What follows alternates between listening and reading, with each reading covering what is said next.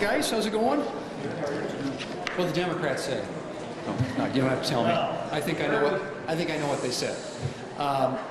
This week we should be on the Genius bill, which is the stablecoin bill. As most of you know, we had a vote to cloture on the motion to proceed last week, which every single Democrat voted against, in spite of the fact that there were 5 Democrats who voted for that exact legislation when it came out of the Senate Banking Committee.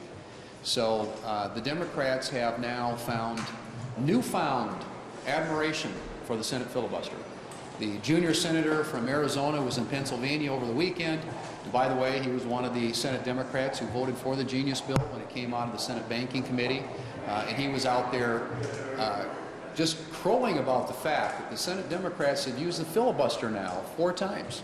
They stopped 4 bills via the filibuster. And so pretty remarkable, honestly, that the Democrats now are in love with the Senate filibuster. And given the fact that every single Senate Democrat either voted for or campaigned in favor, or I should say in favor of getting rid of the filibuster. So it's a pretty remarkable turnaround. Not that hypocrisy is something that's new in this town, but this seems to take it to a whole new level. So, and since we're not doing that, we're going to move forward on nominations and confirm a lot of President Trump's nominees. That's the process that we've undertaken in the lieu of having the Genius bill available for consideration on the floor. And I would point out, with respect to that subject, that this is the first president that hasn't had a nominee that has been approved by voice vote or unanimous consent at this point in a Senate, going back, if you can believe this, to the Ford administration. So the Democrats have opted and chosen obstruction, they've chosen blocking, they've chosen delay as their means of kind of trying to manage the institution these days. But we're going to, in spite of that, continue to press forward. We're going to continue to move the Republican agenda, which starts with getting the president's nominees into place as quickly as possible. So that is the agenda for this week. And at some point, hopefully, the Democrats will come back to the table on the Genius bill, and we'll get to a point where we can put it back on the floor. Unfortunately, we didn't have that opportunity this week because they chose to filibuster it last week. Senator Rossi? No? Okay. Yeah. Some of your Republican colleagues are voicing concerns with the House product on reconciliation, whether it's Medicaid, whether it's phasing out some of the clean energy tax breaks, whether it's not doing enough to reduce the deficit. How are you responding to these concerns, and what is the plan in the Senate? Will you take up the House bill? Will you draft something on a parallel track? What's the plan going forward? We are coordinating very closely with our House counterparts at the committee level, at the leadership level, and we know they have to get 218 votes, and so they're going to do what it takes to get it done in the House. And when it comes over here, we will be prepared for various contingencies, obviously one of which could be taking up the House bill and then offering a Senate substitute.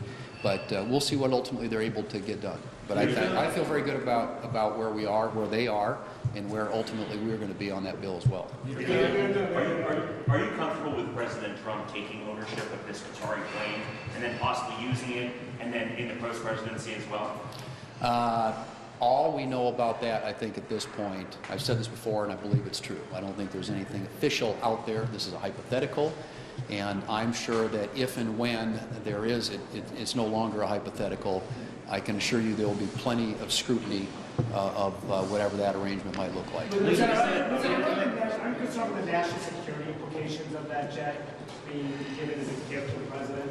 Well, again, I mean, like I said, there'll be plenty of scrutiny. There are lots of issues around that I think will attract very serious questions if and when it happens. At this point, all we've heard about is something that might be a hypothetical. Can you give me your take on these Democrats going to this ICE facility in Newark? Obviously, members under Part 1, Section 6 have protection here to conduct oversight.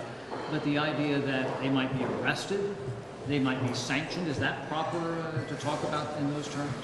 Well, I think everybody, we're all subject to the laws of the land, and everybody has their rights under our First Amendment to express themselves, and people avail themselves of that opportunity on a daily basis in this country, but they need to do it within the confines of what's lawful. You think they went too far? Yeah, well, Do you support President Trump's plan on prescription drugs, the executive order? well, it's an executive order. My guess is that it'll be the subject of probably multiple lawsuits, and I think the courts will probably have something to say about it. But all I've said before, and I don't think there's anything new in this proposal, as in many of the other proposals the president has made. This is something he passionately believes in. It's something he's talked about for a long time. And so, you know, he's trying through executive order to make some headway on lowering the drug prices for people in this country, particularly seniors.